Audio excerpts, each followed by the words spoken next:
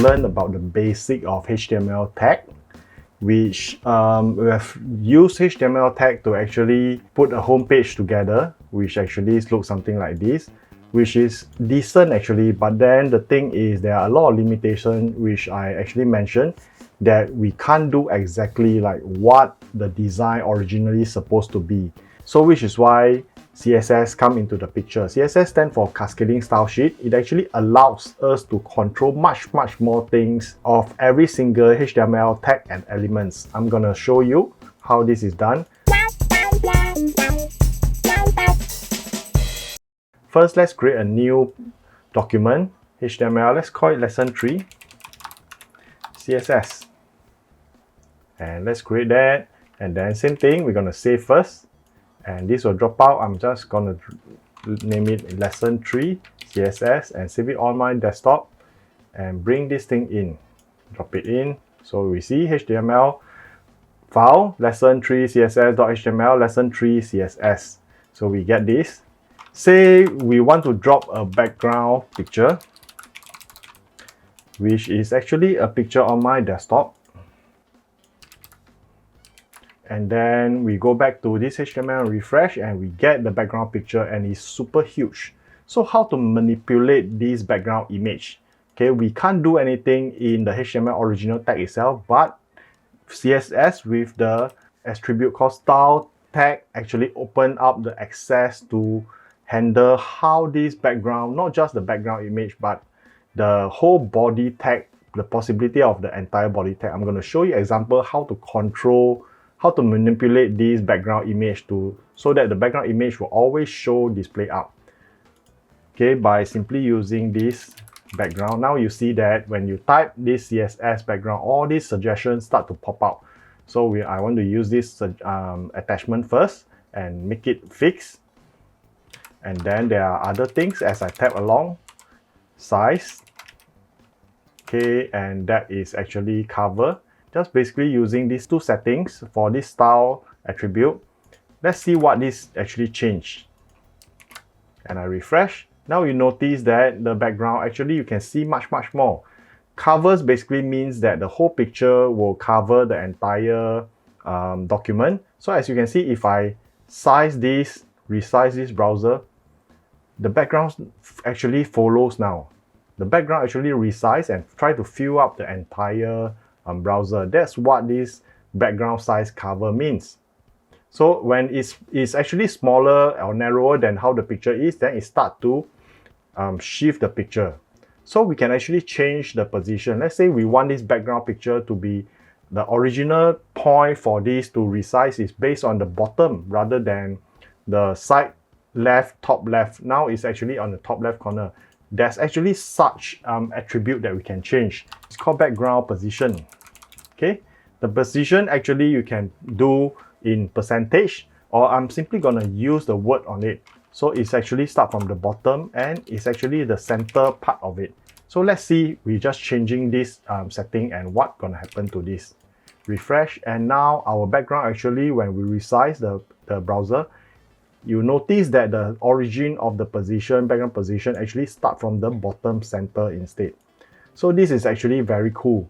There's actually a much deeper attribute that we can manipulate this. I'm just going to leave this here. Not just the background, that an image that we can handle, we can actually change a bunch of stuff. For example, I'm going to drop in the text called H1. Okay, and this is simply going to call Casablanca. This is a big header. So I save and refresh. I get this thing, same thing, that's HTML tag that just display the text in the default black color and align left. And this is the H1 size. So H1, instead of changing the regular font tag to manipulate it, we can actually do everything in style. The font, okay, font family. Now the tag is different, font family, font dash family. Okay, now you see that actually I can use all these fonts suddenly. These sets of fonts that are available in some machines, for example, Cambria probably available in my Mac. This Hofer text probably yes, but it might not available in PC. But you just go according to this order until the font that your machine have, which is like probably Times New Roman. We use this Gill Sans first for now, for the display purpose. So by using this, I can change the font family, and then I also want to change the font size and make it really big, like 120 pixel. Now I can use pixel. And then the color, the font color, and I want to pick some color. I can use hashtag, okay, and pick one of these really bright, maybe yellow color. Hit enter to it to get the color. And let's see how this is like. Save and then refresh. Now this Casablanca appear really big, okay, and it's still aligned left. Okay, not to worry, we'll use this attribute called text align center. Save and refresh. Now it's align center to the entire thing. Without even going out of this tag, everything is set within this H1 tag. Okay, and I want this word to be not thick. Okay, I can even manipulate it even though it's H1. Font weight, font dash weight, which can actually gives me this 100, 200, 300, or I can actually use the word instead. I want it lighter.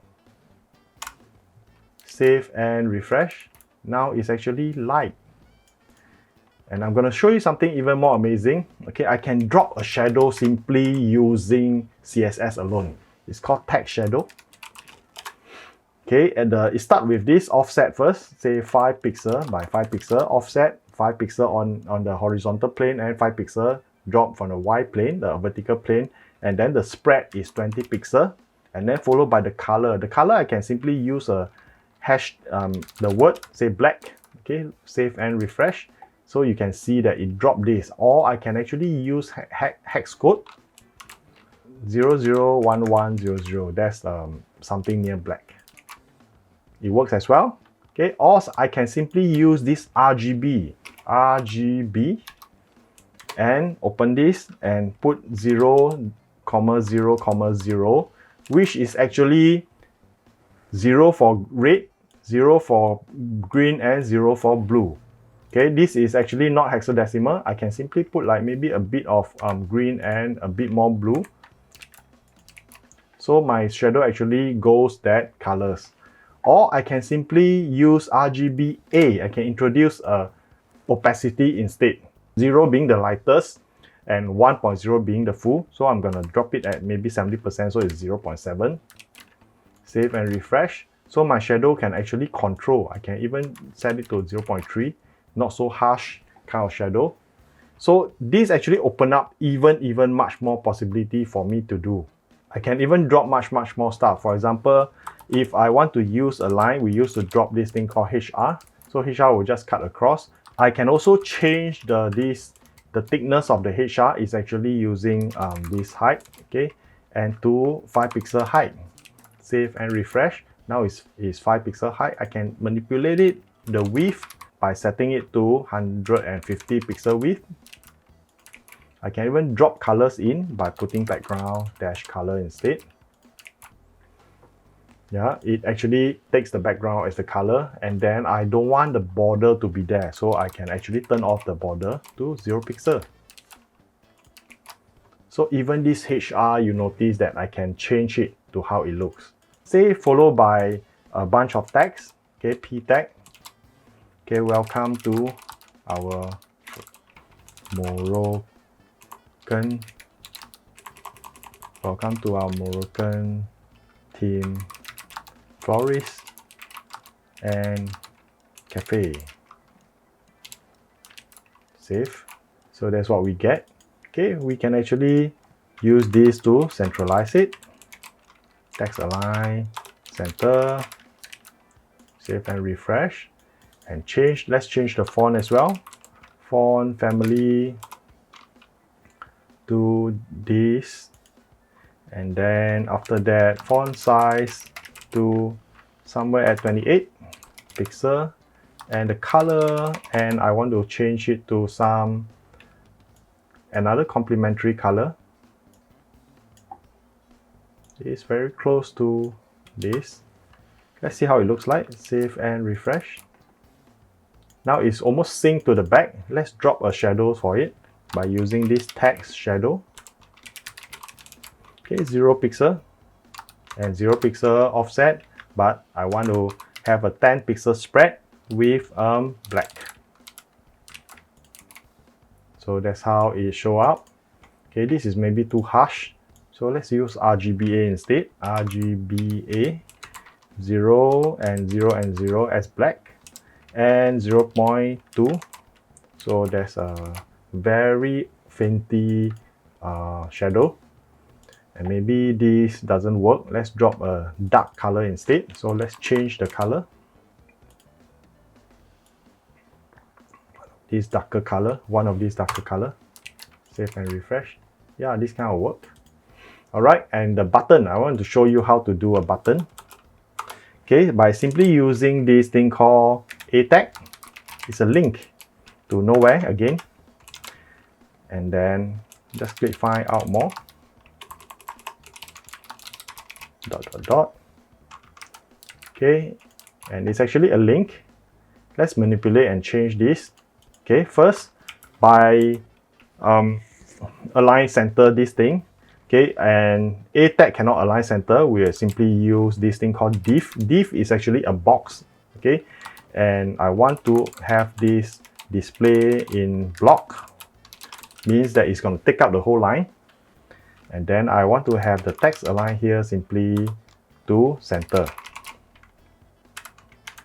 Let's close this tag so that inside this box I'm going to have my link, which is this. Save and refresh. So this one comes to the center. Let's turn this into a button instead. Okay, style equals to, okay, I'm going to put the background color first, and which is going to be probably the orange color.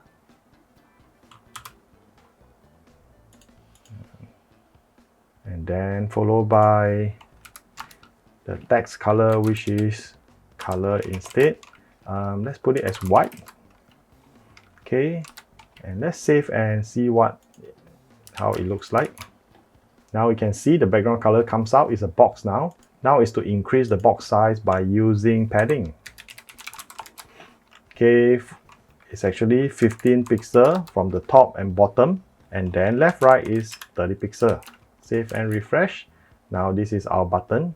So as you see, when I mouse over, I can see this. Let's round the corner instead. So by using this thing called border radius,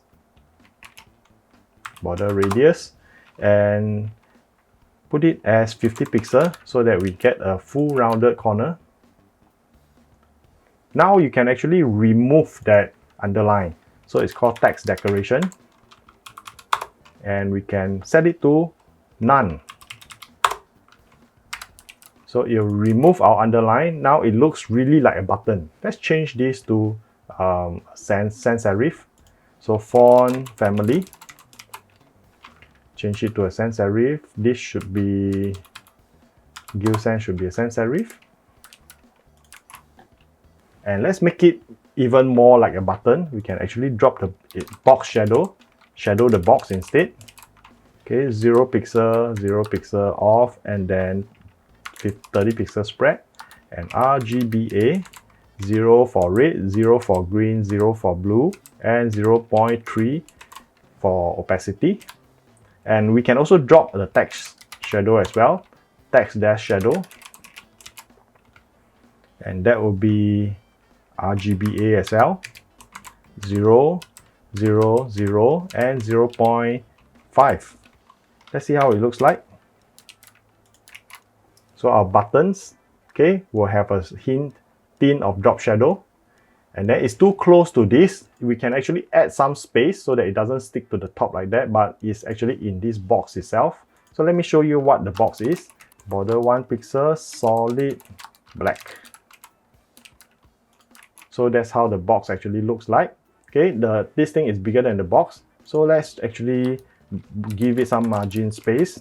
Margin 50 pixel.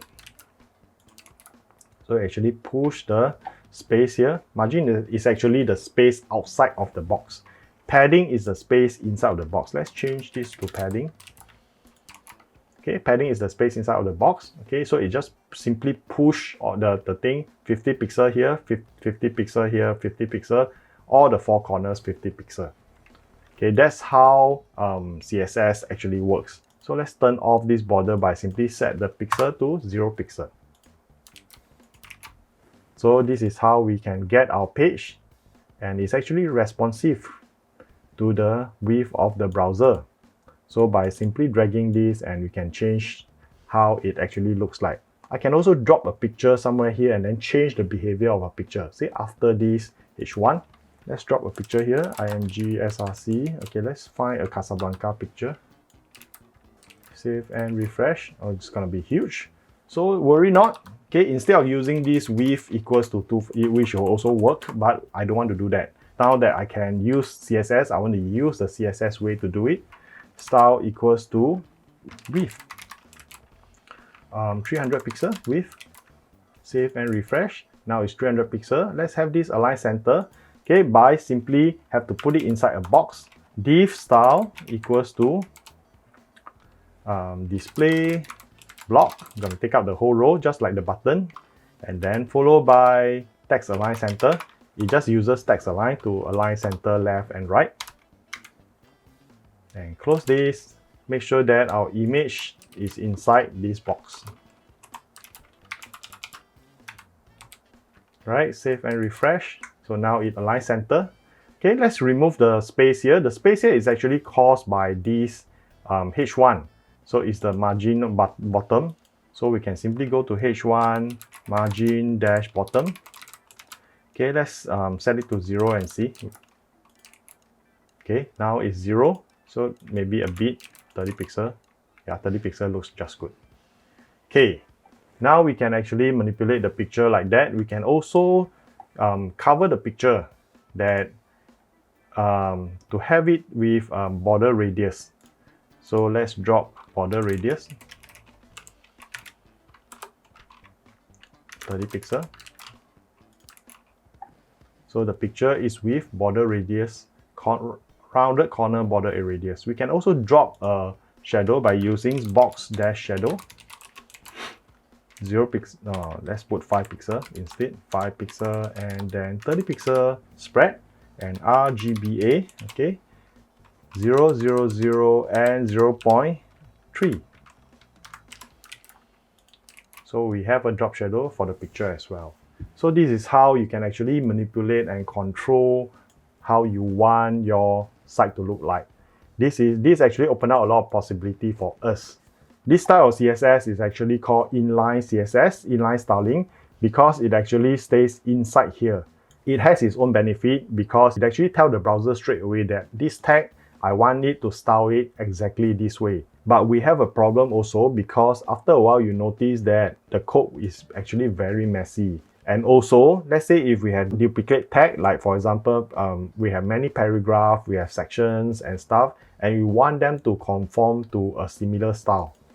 Okay, and we will have problem with that because, which means every single tag we have to drop in all this styling. So imagine if you have a very long page with a lot of paragraphs and content. So one shot we want to change them, we can't possibly go into every single one to do it, and that is actually not very efficient.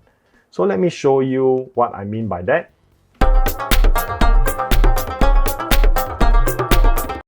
Let's drop this, create a new document. Let's call this lesson 3B, CSS as well. So I'm going to save this first as lesson 3B. Okay, we have this empty file. Same thing, I'm going to drop in the H1. This is H1 heading. This is the main header. This is the big header, and we have a section header which is H2, section A, which is overview, and we have paragraph of text which are drop down text. Okay, I'm going to separate this into a few paragraphs. Okay, you open, you must close it, which is actually behind here, and let's close it first, and have this open tag at all the 4 paragraphs. Okay, let's refresh and see. Alright, now 4 paragraphs of text, 1 overview. So I'm simply going to duplicate this to show you how it is like. And say we have a HR, and then followed by section 2, section B, which is chapter 1. And I'm simply going to have duplicate this so that we have another 2 sections down. C and D, chapter 2 and chapter 3. So we have an overview. All these are H2, header 2, and then this is header 1. So instead of putting in the style here, we can actually put it in a much more organized way by defining the styling straight away inside the header tag, the head tag. So it's inside here. Just simply create this style. Okay, and HTML actually recognize this. The syntax is actually different. First thing, we want to style this H1 first, or we can simply style the whole document by changing the text, by simply defining the body. Okay, I want to style the entire body to follow this font family. It's gonna be this Gill Sans. Alright, simply put a semicolon after the end. So that is my font family. And then my font color, by default, let's put a color. Okay, I'm just gonna show you that I can simply change everything by simply doing this. Yeah, maybe this color brown. Save, and then simply just refresh. Now you notice the entire document simply just changed by this defining this body class, because this body actually encapsulates all this content inside there. What we set here is actually the font families, everything changed to Gill Sans instead of Times New Roman by default. So everything changed to Gill Sans. But what I never define here is actually how big is this size, how big is this size. We'll come to that later. And how big is the paragraph text. So you simply follow whatever that you set on top. So now I'm going to show you if I'm going to change the H1. Okay, simply I don't like it so bold, so I'm going to change it to not so bold. So font width, okay, it's actually very light, 100. Okay, save and refresh. Now it's actually very light. All right, but I want to change the font size to much bigger. So maybe at 60 pixel. Save and refresh. Now is big header is this. And what about H2? Okay, the power of this putting on top is that I can simply just define one tag and it actually change everything. Say I want to change all the color for H2 to another color. So I'm going to use a color picker and pick another color somewhere here. By simply change one part on top, okay, all my H2 change to that reflect. Let's remove this weight as well. So the font weight, okay, let's put it as 200. Save, refresh. So everything simply reflect by just putting this on top. And the code, I believe that you looking at this is actually much more organized than what we did just now, dumping it inside the tag itself. So this is called internal CSS. Okay, what we had this is called inline CSS because it's in the line of each individual tag. Okay, what we are doing now is actually called internal CSS, is inside the file. Okay, there's actually an external CSS which we'll come to it later. So this is how you actually can define this. Let's go on and define the P tag as well. We have much more P tag there. Say we want to change the color of the P tag to another color. Yeah, it's brown instead. Save, and then I want to increase the font size for this to maybe 16 pixel. Save and refresh. Oh, by default it's 16 pixel. Let's change it to 20 pixel instead. Now this becomes 20 pixel. So I want to have the font weight, since everything is thin, so the font weight for this should be at the thin one is also. So 100. So now is the thin style. So by setting this one time, all the P tag, every P paragraph text that we have reflect immediately on top. So how we can define by calling the tag.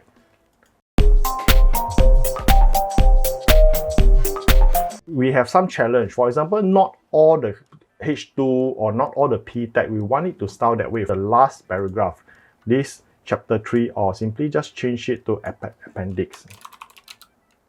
Okay, which is the last one, usually the last section. And we want to have this slightly different from the rest.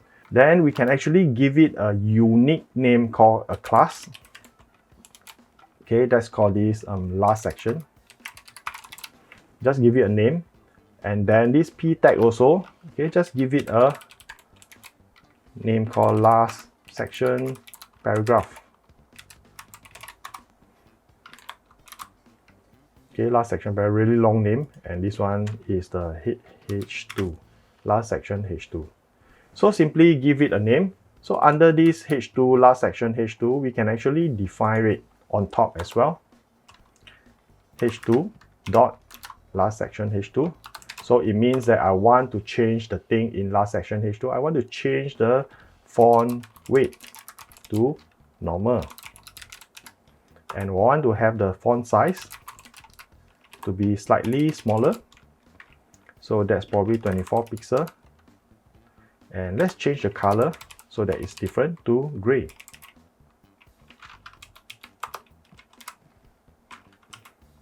Okay, save and then refresh. So the last one actually will change to this.